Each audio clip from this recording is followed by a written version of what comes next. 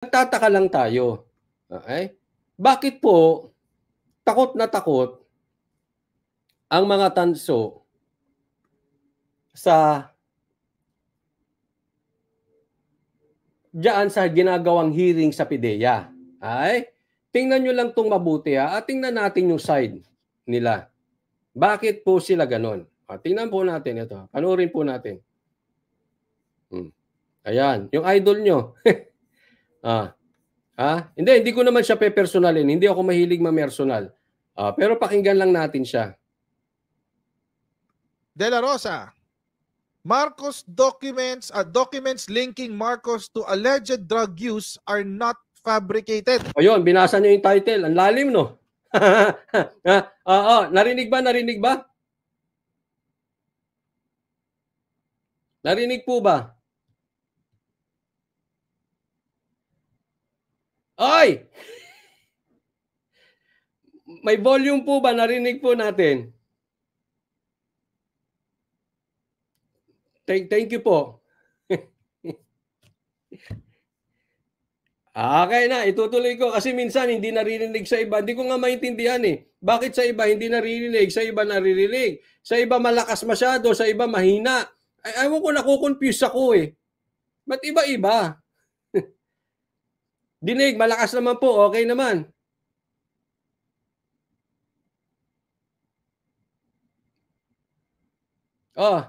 Okay. Tuloy natin. Binasa lang ni nitong mamang ito yung title, De La Rosa, documents linking Marcos to alleged drug use not fabricated. Ano masasabi ng mamang ito yung tungkol doon sa dokumento? Ano? Sagot, ano masasabi mo? Hindi raw peke, guys. Hindi raw peke. Damned if you do, damned if you don't. Ano yung mangyayari dyan? Alam nyo mga Kojero, dapat hindi na pinatulan to ni Dapat hindi na pinatulan to ni Bato de la Rosa. Kasi binigyan nyo lang ng unnecessary attention ng isang chismis. Ayun! Iyon naman pala. Binigyan nyo lang ng attention ang isang chismis. So, hindi niya sinabi kung ito bang document na to ay totoo o hindi. Basta sinabi niya chismis. Hindi niya, basta wala. Basta dapat ito hindi na pinatulan ng Senator Bato. Ito lang ang sa akin. Nakakapagtaka kayong mga tanso o mga ibang ensimada vloggers o kung ano man tawag nyo sa inyo, sige na. Kayo na pinakamagagaling na vlogger sa buong mundo. Yan na itawag ko sa inyo, galing vloggers. Ayaw nila. Allergic sila dyan sa Senate hearing. Mga kababayan ko, samahan nyo akong tumawa. Live po yung tawa ko ha. Live po yan. Live yan tawa ko. Grabe sila. Nako, takot. Put. May takot sila sa takot sila sa Senate hearing. Ay nako, bakit? Patuloy natin. Alam niyo mga Kojero, sa totoo lang ha? Anong totoo?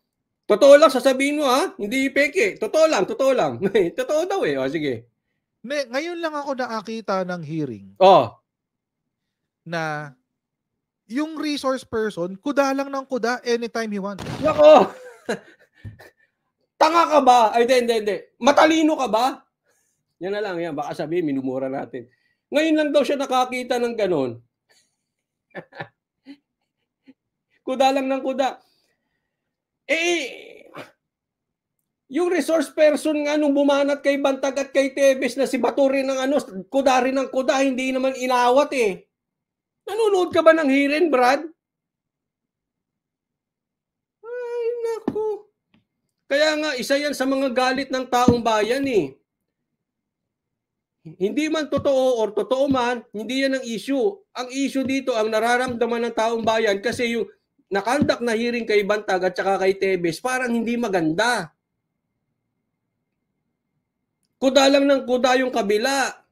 Yan ang sabi ng marami.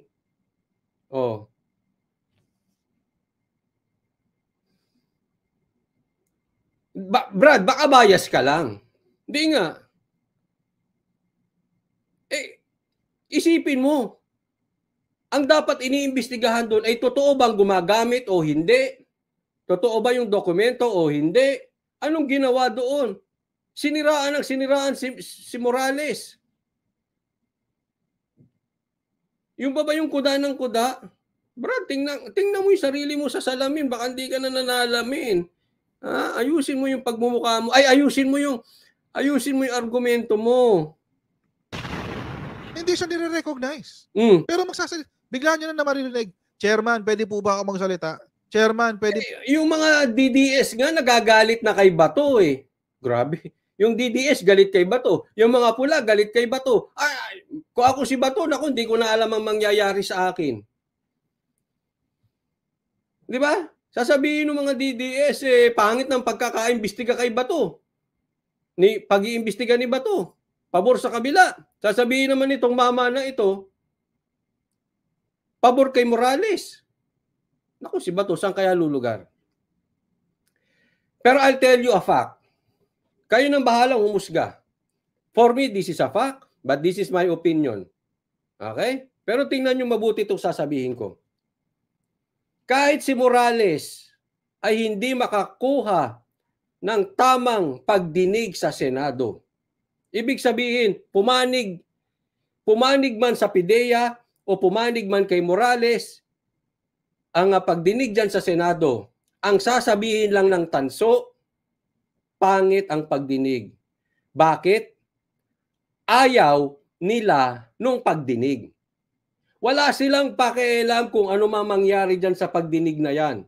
Basta para sa kanila, ayaw nila yung pagdinig na yan, ihinto nyo yung pagdinig na yan, parang media blackout.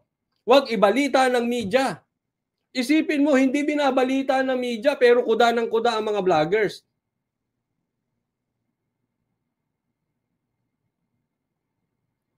Yan po totoo. Brad, hindi kita pine-personal ha. Yung natural lang. Tanong ko sa'yo, kayo bang mga ensimada, mga tanso o kayong mga magagaling na vloggers, kung papabor ba sa PIDEA yung investigasyon, papayag ba kayo sa investigasyon? Hindi rin eh. Hindi rin. Basta kayo gusto nyong ihinto. Ayaw lang nyo, kahit anong gawin ni Bato, ayaw lang nyo na mayroong pagdinig. As simple as that. Bakit? Ayaw nyo ng katotohanan. Gusto nyo lang marinig kung ano yung pabor sa amo nyo. But you are not in search of the truth. Hindi po ba ako Chairman, ganito. Ha? Tapos kung magsalita siya, ang haba. Mga 10 to 15 minutes. Ay, nagulat talaga ako. Sabi ko, 10 to 15 minutes? Pakiurasan nga natin. Seriously. Senator Bato de la Rosa, ano na nangyari sa'yo? Asan ang control? Asan ang pagka-chairman mo? Hindi siya ini-interrupt. Hindi nga siya kino-cross-examine. Bihirang tanungin yung mga response. Bihirang tanungin yung facts na mga sinasabi niya. Lalong didiin. Actually, yan din yung question namin kay Senator Bato. Hindi nagpa-follow up question kay Morales. Tanga to. Magaling to, magaling. Magaling kang bata ka. Bakit? Pabor yun sa inyo. Bakit? Pag krinos-examine yun, lalo magsasalita yun. Lalo na yung diniin niya na si Marcos at si Maricel. Tingnan mo, umiwas na ng tanong si Bato. Pag tinanong yun, uulit-ulitin ni Morales yung pagbanggit kay BBM. Lalo siyang madidiin doon, Brad. Ano ka ba? Didiin siya roon.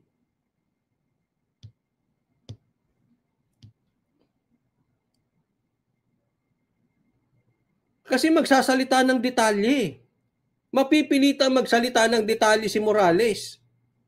Sasabit kayo doon lalo. Lalong puputok yung butsi mo dyan. Lalong puputok yung pimples mo. Hindi, yung butsi. Yung ano mo, galit mo, puputok lalo. Ang nakakatawa pa dito, ito yung... Ano nakakatawa dyan? Sige. iniintay kong sabihin to ni Senator Bato de la Rosa eh. Sabi kasi nung si PIDEA, ilang beses niyang inulit-ulit. Mr. Chair, nandito ang mga binder ng ebidensya namin. Ilang beses na sinabi yun.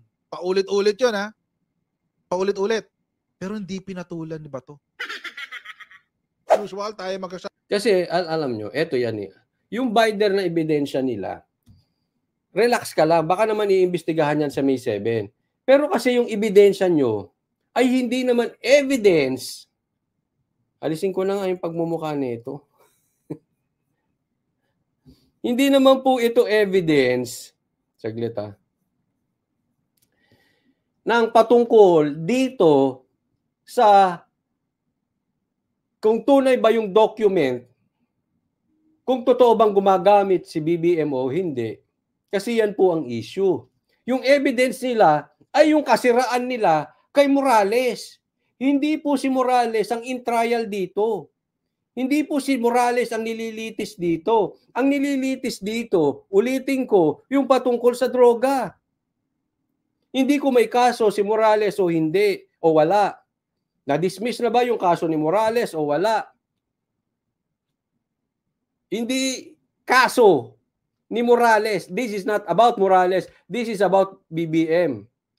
Naiintindihan? Kaya siguro, hindi na rin pinansin ni Bato. Kung ako sa inyo, ha?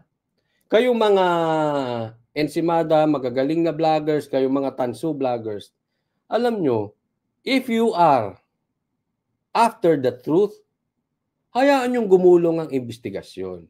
Kasi isipin ninyo, presidente po ito. Dapat naman, including me, dapat nating malaman ang katotohanan. Sinong gusto nyong imbestigahan dyan? Hindi kayo nagre-react ng ganyan pagdating ay imbestigahan si Pastor Kibuloy o SMNI. Wala namang kinalaman sa ekonomiya si Pastor Kibuloy. Wala namang kinalaman sa presyo ng bigas. Wala namang kinalaman sa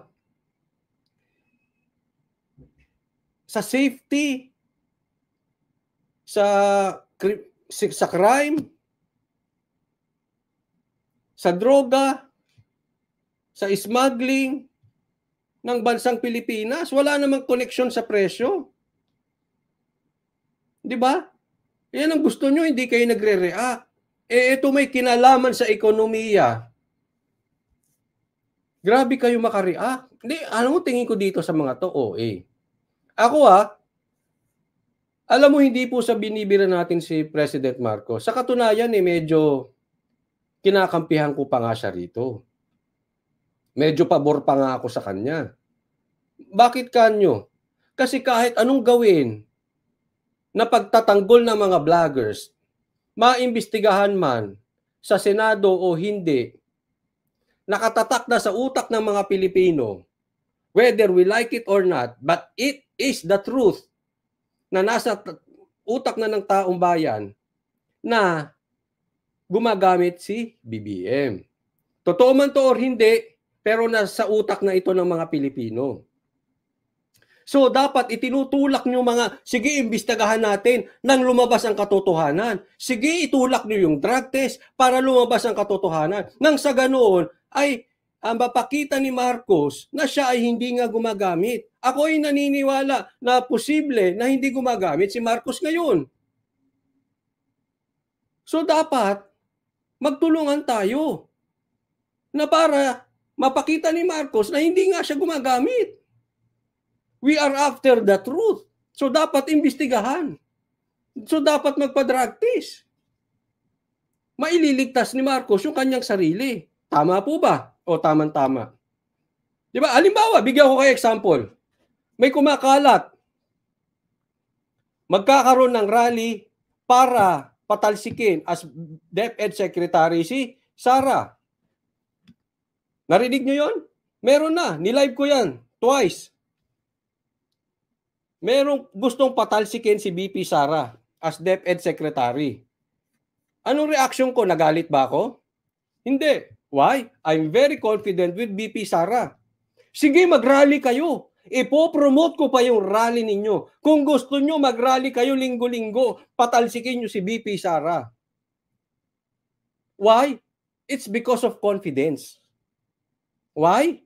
Ang laki ng tiwala ko kay BP Sara, nalalangawin, yang rally na yan. Hayaan nyo silang magmukhang tanga. At very best, hanggang kalahati lang ng tao yan ng may sug. Unless magkakaroon ng artista. Kasi mahilig silang gumimik ng ganyan eh. Artista, concert, di ba?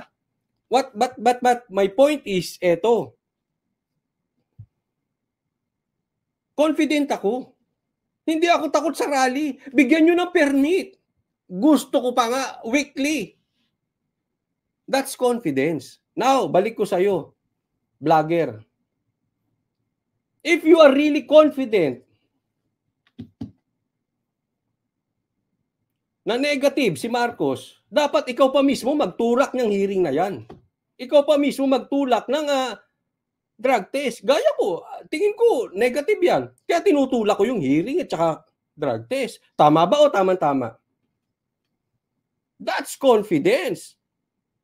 O ako rin. Di ba gusto nyo pahuli si Tatay Digong sa ICC? Sige, huliin nyo na. Bukas na. Why? Ba't ko nasasabi yan? Galit ba ako kay Tatay Digong? Hindi. Why? Because I'm confident wala talagang kasalanan si Tatay Digong. Kaya kahit huliin siya ng ICC, bukas, ang taong bayan ay nasa likod niya. At magsisimula ang tagumpay pag hinuli na si Tatay Digong. It will be the end ng itong kalokohang nangyayari sa bansang Pilipinas. Confidence again. Di ba? Diba? Natakot ba akong huliin si Tatay Digong ng ICC? Hindi. Gusto ko nga mahuli na. Natakot ba ako na mag-rally para patalsikin si BP Sara? As DepEd Secretary? Hindi. O-promote pa natin. Ibig ba sabihin galit ako kay PRRD at kay BP Sara? Hindi. I have confidence in them. Why? Because they are not weak. They are real, strong leaders. They can take care of themselves. Hindi nila ako kailangan at alam ko lalabas ang katotohanan. So sana ikaw vlogger ka at ang mga katulad mo pang mga vloggers, mga Ensimada vloggers, Talano vloggers, galing-galingan vloggers, Tanso vloggers, maging confident kayo. Huwag kayong matakot. Kung talagang naniniwala kayo na yung amo nyo ay negative.